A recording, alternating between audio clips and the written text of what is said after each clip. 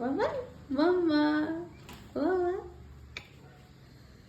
তো আজকে তো আমাদের নিরামিষ ছিল, তো তার জন্য দেখো খিচুড়ি আর বেগুন ভাজা কিন্তু করে ফেলেছিলাম। আর এইদিকে রেখেছিলাম হচ্ছে গিয়ে গুল্লুরামের খিচুড়িটা। আর এদিকে দেখো গুল্লুরাম তো উঠেই গেছে। আর এইবার রান্নাঘরে এসে একটু বাঁধাকপির তরকারি করব। তো গতকালই তোমাদের দাদাভাই বলেছিল যে আজকে তো শনিবার নিরামিষ, ওই জন্য বলেছিল একটু খিচুড়ি বানিও, যা ঠান্ডা পড়েছে। তো তার জন্য খিচুড়ি করলাম, বেগুন ভাজা করেছি, আর এদিকে বাঁধাকপির তরকারিটাও করে নিচ্ছি।